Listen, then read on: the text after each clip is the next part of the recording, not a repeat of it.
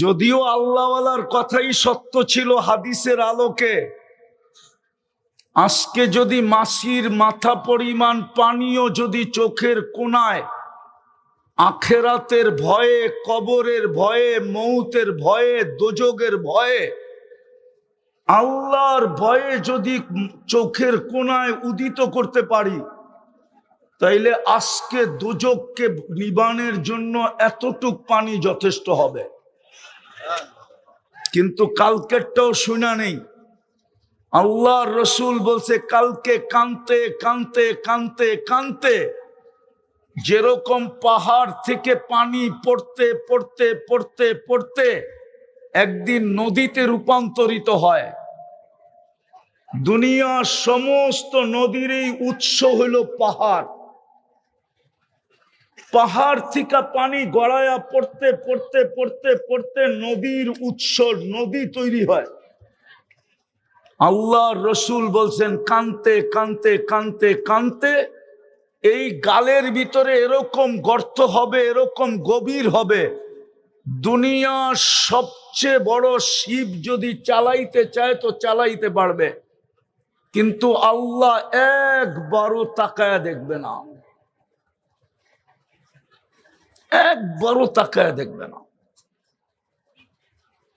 অথচ আজকে যদি দেখি, আজকে হাদিস বলে রাত্র সূর্য ডুবলো না, সূর্য ডুবলো না, সূর্য ডুবতে দেরি আল্লাহ হাত প্রসারিত করতে দেরি করেন নাই। মনোযোগ দিয়া কিন্তু ইয়াবসুতু ইয়াদাহু লাইলান, আল্লাহ বলে সূর্য ডুবতে দেরি আমি হাত প্রসারিত করতে দেরি করি নাই। হাত্তা ইয়াতুবা মাসিআন নাহার, তুই সারা দিন কত গুনাহ করলি, কি কি করলি, কত বড় করলি, আমার এটা বিষয় ছিল না।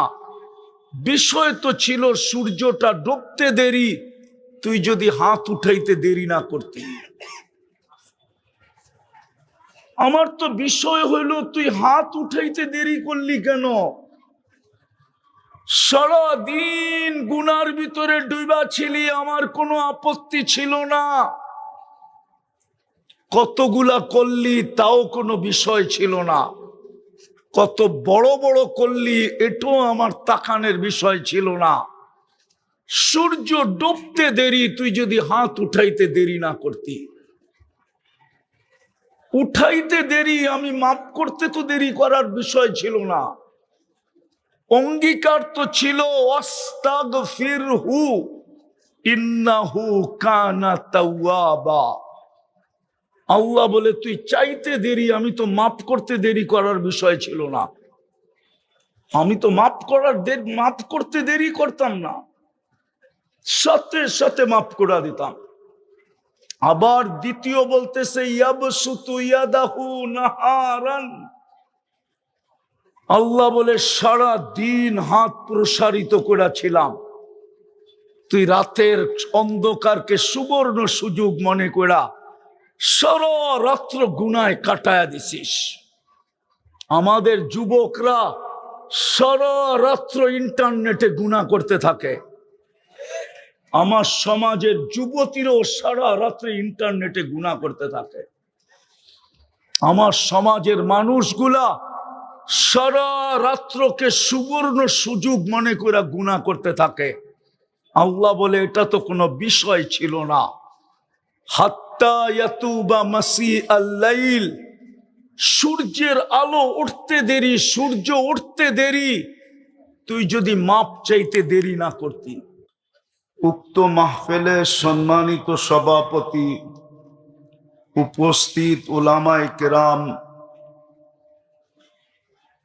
এলাকার বিভিন্ন জায়গা থেকে আগন্ত মুসলমান ভাইয়েরা, বিশেষভাবে যুবকরা, যেই পর্যন্ত লাউড স্পিকারের আওয়াজ পৌঁছতেছে, যদি শোনার সুযোগ থাকে তো পর্দার অন্তরালে মা ও বোনেরা, কোরআন হাদিস থেকে যতটুকুই তেলাওয়াত করলাম, আশা রাখি একই সামনে রেখে কিছু কথা রাখবো। সাথে সাথে সকলের কাছে অনুরোধ, যতটুকু শুনবো, যতক্ষণ শুনবো বা কথা যতক্ষণ হবে পরিপূর্ণ মনোযোগ দিয়ে শুনবো। দ্বিতীয় আরেকটা অনুরোধ আছে, পরিবেশটাকে বিলকুল নীরব, নিঝুম, আওয়াজহীন রাখবো, কেননা এটা কোরআনী মাহফিল। কোরআনী মাহফিলের জন্য আল্লাহর ঘোষণা হলো, ইদা কুরিয়াল কোরআন ফাস্তামিউ।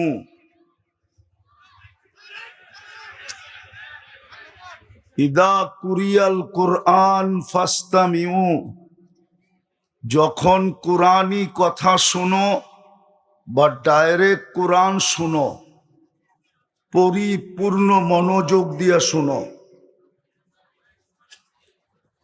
দ্বিতীয় আল্লাহর আদেশ হলো আনসিতু, পরিবেশটাকে বিলকুল নীরব নিঝুম রাখো। তাইলেই কিন্তু আয়োজনটা সফল হবে, আর না হইলে আয়োজনটা সফল হবে না। মনোযোগ, মনোযোগ, তাইলে কিন্তু আয়োজনটা সফল হবে না। কেননা পুরস্কার না মিললে আয়োজন সফল হবে না। আল্লাহর হুকুম যদি মানা না হয় তাইলে আয়োজনটা সফল হবে না। আল্লাহর হুকুম হইল ফাস্তামিউ, মনোযোগ দিয়া শুনো। আল্লাহর হুকুম হলো আনসিতু, বিলকুল চুপচাপ শুনো। তারপরে পুরস্কারের ঘোষণা আছে, লাআল্লাকুম তুরহামুন, তাইলেই কিন্তু রহমতের ছোঁয়া লাগবে, আর নাইলে রহমতের ছোঁয়া লাগবে না। সময়টাও কেটে যাবে, জীবনটাও কেটে যাবে। আমি কোনোদিন সোনায় রূপান্তরিত হতে পারবো না। পরশ পাথরের ছোঁয়া লাগলে যেরকম লোহাও সোনা হয়, আল্লাহর রহমতের ছোঁয়া লাগলে আমিও সোনায় রূপান্তরিত হব। আর দুনিয়াতে মানুষ স্বর্ণ কিনে কাগজ দিয়া, কি দিয়া, কি দিয়া, কি দিয়া, কারেন্সি সব কাগজের তৈরি। কি শুধু ছাপের পার্থক্য, ছাপ। যেই দেশ ছাপ দেয় ওই দেশের টাকা হয়, ঠিক না? আসল কি? কাগজ। আল্লাহ বলে, তোমাকে সোনা বানাও, আমি তোমাকে কিনবো জান্নাত দিয়া। কি দিয়া না? কাগজ দিয়া না। কি দিয়া কিনবে? কি দিয়া? জান্নাত দিয়া কিনবো। রহমতের ছোঁয়া না লাগলে সোনা হবে না। হায় হায়, সত্য এটাই। আমার কথা খুব মনোযোগ, আমার বয়ানে আওয়াজ চলবে না, মনোযোগ চলবে, মনোযোগ। আর আমি জানি শয়তান মনোযোগ দিতে দিবে না, পরিবেশটাকেও নীরব রাখতে দিবে না। কেননা শয়তান জানে যদি রহমতের ছোঁয়া লাগলো এগুলো সব সোনায় রূপান্তরিত হবে, আর আল্লাহ সবগুলাকে জান্নাত দিয়ে কিনা নিবে। আমার পরিশ্রম বেকার হয়ে যাবে, বেকার। শুধু মাথায় মাটি মারা ছাড়া কোনো রাস্তা আমার জন্য থাকবে না। একটা উদাহরণ দিলে বুঝে আসবে হাদিস থেকে। বিদায় হজে যখন আল্লাহর রসুল উম্মতের জন্য কাঁদতেছিলেন মুজদালেফায়, তো সর্বশেষ দোয়াটা যখন কবুল হলো, হতে দেরি আল্লাহর রসুল কান্নার ভিতরে হাইসা উঠতে দেরি করেন নাই। সাহাবা জিজ্ঞাসা করছে, ইয়া রাসূলুল্লাহ, কান্নার ভিতরে হাসি, অর্থ তো বুঝলাম না। তো আল্লাহ রসুল বলতেছিল, আমি দেখতেছিলাম আমার দোয়া কবুল হইতে দেরি, শয়তান মাথার ভিতরে মাটি মারতে দেরি করে নাই। তার মাটি মারার দৃশ্য দেখা আমি আমার হাসিকে ধরে রাখতে পারি নাই, এই জন্য আমি কান্নার ভিতরে হাসি দিছি। তো শয়তান জানে রহমতের ছোঁয়া লাগলে কি হবে, এই জন্য শয়তান কখনো মাইকে ডিস্টার্ব করবে, কখনো আমাদেরকে এলোমেলো করবে, কখনো মনোযোগ দিতে দিবে না, কখনো বিভিন্ন ভাবে সে বানচাল করতে চেষ্টা করবে। কিন্তু আজকে কে জিতবে? কে জিতবে? আমরা জিতবো, ঠিক না? পাক্কা তো? হ্যাঁ না শয়তান জিতবে? হ্যাঁ, তাইলে এত টাকা খরচ করে লাভটা কি? যদি শয়তানই জিতলো তাইলে এই মাস ভর পরিশ্রম, এত টাকা খরচ, এত লোকের সময় নষ্ট, এতক্ষণ বাসায় বসে ঘুমাইলেও তো একটু ভালো হইতো, কালকে কর্মদিবস, ঠিক না? বিদায় শয়তানকে জিততে দেওয়া যাবে না, পাক্কা তো? হ্যাঁ, মনে আছে তো? আল্লাহ কিনবে কি দিয়া? জান্নাত দিয়া কিনবে, কি দিয়া? নাইলে কিন্তু যেই কয় টাকা বেতন পাই ওই কয় টাকা নিয়ে জীবন শেষ হয়ে যাবে। রাগ হয়েন না, বর্তমান যেই পজিশন আছে এই পজিশন নিয়েই জীবনটা শেষ হয়ে যাবে। এই জন্যই কোরআন আমাদেরকে বুঝাইতে চাইছিল, আরাযীতুম বিল হায়াতিদ দুনিয়া, ও উম্মতে মুহাম্মাদি, তোকে তো জান্নাতের জন্যই উম্মতে মুহাম্মাদি বানাইছিলাম, নাইলে তো উম্মতে মুহাম্মাদি বানানোর দরকার ছিল না। ইগু কমায় দাও, ইগু কমায় দাও। ওকে বলেন আওয়াজ কমাইতে। আওয়াজ, আমারও তো আওয়াজ আছে, ঠিক না? না নাই? ওরা মনে করছে, ওই বললাম না, শয়তান ওর গাড়ে চাপছে যায়। কমাও, আওয়াজ কমাও। আমি এটা চিনি, এটা লিপ টাচ, এটা ডাইনে গেলেও নিবে না, ওকে বলেন এটা চালাইতে। এটা বামে গেলেও নিবে না, এটার নামই লিপ টাচ।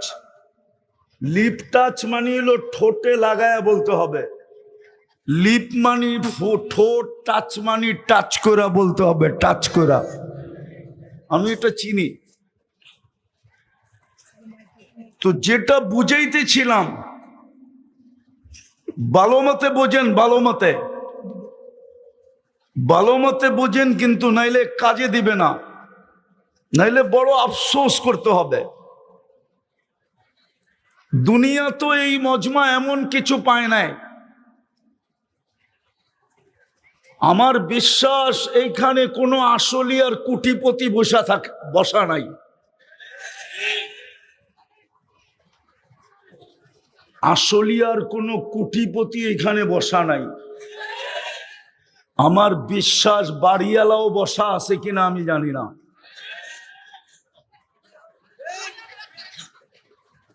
যদি ভালো মতে না বুঝলাম তাহলে কিন্তু জীবনটা কেটে যাবে। এটাকে ধরে রাখার কোনো পদ্ধতি আমাদের কাছে নাই, এটা নিজের গতিতে কেটে যাবে। আর কাল কিয়ামতের দিন শুধু আফসোস আর আফসোস হবে। ওই দিন আফসোস করলে কোনো কাজে দিবে না। যদিও আল্লাহওয়ালার কথাই সত্য ছিল হাদিসের আলোকে, আজকে যদি মাসির মাথা পরিমাণ পানিও যদি চোখের কোণায় আখেরাতের ভয়ে, কবরের ভয়ে, মৌতের ভয়ে, দোজখের ভয়ে, আল্লাহর ভয়ে যদি চোখের কোণায় উদিত করতে পারি, তাইলে আজকে দোজখকে নিবানের জন্য এতটুক পানি যথেষ্ট হবে। কিন্তু কালকেরটাও শোনা নেই, আল্লাহ রসুল বলছে কালকে কানতে কানতে কানতে কানতে যেরকম পাহাড় থেকে পানি পড়তে পড়তে পড়তে পড়তে একদিন নদীতে রূপান্তরিত হয়। দুনিয়ার সমস্ত নদীর এই উৎস হলো পাহাড়। পাহাড় থেকে পানি গড়ায়া পড়তে পড়তে পড়তে পড়তে নদীর উৎস নদী তৈরি হয়। আল্লাহ রসুল বলছেন কানতে কানতে কানতে কানতে এই গালের ভিতরে এরকম গর্ত হবে, এরকম গভীর হবে, দুনিয়ার সবচেয়ে বড় শিপ যদি চালাইতে চায় তো চালাইতে পারবে, কিন্তু আল্লাহ একবারও তাকায়া দেখবে না, একবারও তাকায়া দেখবে না। অথচ আজকে যদি দেখি, আজকে হাদিস বলে রাত্র সূর্য ডুবলো না, সূর্য ডুবলো না, সূর্য ডুবতে দেরি আল্লাহ হাত প্রসারিত করতে দেরি করেন নাই। মনোযোগ দিয়া কিন্তু ইয়াবসুতু ইয়াদাহু লাইলান, আল্লাহ বলে সূর্য ডুবতে দেরি আমি হাত প্রসারিত করতে দেরি করি নাই। হাত্তা ইয়াতুবা মাসিআন নাহার, তুই সারা দিন কত গুনাহ করলি, কি কি করলি, কত বড় করলি, আমার এটা বিষয় ছিল না। বিষয় তো ছিল সূর্যটা ডুবতে দেরি, তুই যদি হাত উঠাইতে দেরি না করতি। আমার তো বিষয় হইল তুই হাত উঠাইতে দেরি করলি কেন? সারাদিন গুনার ভিতরে ডুবা ছিলি, আমার কোনো আপত্তি ছিল না। কতগুলা করলি তাও কোনো বিষয় ছিল না, কত বড় বড় করলি এটাও আমার তাকানের বিষয় ছিল না। সূর্য ডুবতে দেরি, তুই যদি হাত উঠাইতে দেরি না করতি। উঠাইতে দেরি আমি মাফ করতে তো দেরি করার বিষয় ছিল না। অঙ্গীকার তো ছিল ওয়াস্তাগফিরহু ইন্নাহু কানা তাওয়াবা। আল্লাহ বলে তুই চাইতে দেরি, আমি তো মাফ করতে দেরি করার বিষয় ছিল না। আমি তো মাফ করতে দেরি করতাম না, সাথে সাথে মাফ করে দিতাম। আবার দ্বিতীয় বলতেছে ইয়াবসুতু ইয়াদাহু নাহারান, আল্লাহ বলে সারা দিন হাত প্রসারিত করেছিলাম, তুই রাতের অন্ধকারকে সুবর্ণ সুযোগ মনে করা সারা রাত্র গুনায় কাটায়া দিছিস। আমাদের যুবকরা সারা রাত্র ইন্টারনেটে গুনাহ করতে থাকে, আমার সমাজের যুবতীরাও সারা রাত্রে ইন্টারনেটে গুনাহ করতে থাকে। আমার সমাজের মানুষগুলা সারা রাত্রকে সুবর্ণ সুযোগ মনে করে গুনাহ করতে থাকে। আল্লাহ বলে এটা তো কোনো বিষয় ছিল না। হাত্তা ইয়াতুবা মাসিআল লাইল, সূর্যের আলো উঠতে দেরি, সূর্য উঠতে দেরি, তুই যদি মাপ চাইতে দেরি না করতি, রাতের গুনাহ তো কোনো বিষয় ছিল না। ভালো মতে বোঝেন কিন্তু, নাইলে জীবনটা কেটে যাবে। উম্মতে মুহাম্মদী আপনি, আমরা জানি না আমরা কার উম্মত, আমরা জানি না আমাদের পিছে কে আছে, আমরা জানি না আমাদের পিছে কি শক্তি আছে, আমরা জানি না। এই জন্য ভালো মতে বুঝি, কথা লম্বা হবে না। অল্পতেই বুঝলে অল্পতেই বুঝবে, না বুঝলে সারা রাত্র বুঝাইলেও বুঝবে না। জিন্দেগি গড়তে চাইলে অল্প কথাই যথেষ্ট। এই জন্য আমি কথাকে গুছায় নিয়ে আসতেছি। সোনা না হলে আল্লাহ জান্নাত দিয়া কিনবে না, স্বর্ণ হইলেই কিনবে। আর আল্লাহর রহমতের ছোঁয়া ছাড়া মানুষ সোনা হবে না, না না না। কিন্তু যদি কেউ প্রশ্ন করে আল্লাহর রহমতের ছোঁয়া, রহমত তো কোনো বস্তু না, পাথর বুঝলাম বস্তু, রহমত তো কোনো দেখা যাওয়ার বস্তু না, রহমত তো কোনো পদার্থ না। পাথর তো পদার্থ, চোখে দেখা যায়, ছোঁয়া লাগলে লোহাও শোনা হয়, কিন্তু রহমত তো চোখেও দেখা যায় না, এটা কোনো পদার্থ না। আল্লাহ বলে এই জন্যই তো আমি বন্ধুকে রহমত বানায় পাঠাইছি, যাতে তোর চোখে পড়ে। এই জন্যই তো বন্ধুকে রহমত বানায় পাঠাইছি, রহমাতাল লিল, রহমাতাল লিল। বন্ধুকে এই জন্যই তো রহমত বানায় পাঠাইছি, যেন তুমি শোনা হইতে পারো। এই জন্যই তো বলে বন্ধুর রঙে রঙিন হইতে দেরি। আল্লাহ নিজেই বলে ইনতুতিউহু তাহতাদু, বন্ধুর রঙে রঙিন হইতে দেরি, আমি তোমার গলায় হেদায়েতের মালা পড়াইতে দেরি করব না। যেমন একটু আগে মেডেল পড়াইলো না, আল্লাহ বলে আমিও হেদায়েতের মেডেল তোমার গলায় পড়ায় দিব, বন্ধুর রঙে রঙিন হতে দেরি। শুধু এইখানেই শেষ না, ফাত্তাবিউনি ইউহিব্বুকুমুল্লাহ। আল্লাহ বলে এরা তো একটা পড়াইলো, আমি কয়েক ডজন পড়ায় দিব, কয়েক ডজন। দ্বিতীয়টা বলতেছি, দ্বিতীয়টা ইউহিব্বুকুমুল্লাহ, বন্ধুর রঙে রঙিন হতে দেরি। আল্লাহ বলে আমি তোমাকে ভালোবাসার মেডেল পড়ায়া দিতে দেরি করব না। তৃতীয় ইয়াগফির লাকুম যুনুবাকুম, গুনাহ যতই থাকুক না কেন আমি মাফ করে দিতে দ্বিধা করব না। মাফ করে দিতে আর কি চাই? আর কিছু লাগবে? হ্যাঁ। চতুর্থ আল্লাহ বলতেছেন মান আতা আর রাসূল ফাকাদ আতা আল্লাহ, যে আমার বন্ধুর রঙে রঙিন হইল সে যেন আমার রঙেই রঙিন হইল। এই জন্যই তো ইমাম বুখারী রহমতুল্লাহ আলাইহি লেখছেন, কবরের প্রথম প্রশ্ন কি? আরে বলেন না, হুজুররা বলুক না। মান? ইমাম বুখারী বলে না, ইমাম মুসলিমও বলে না, কবরের প্রথম প্রশ্ন এটা না।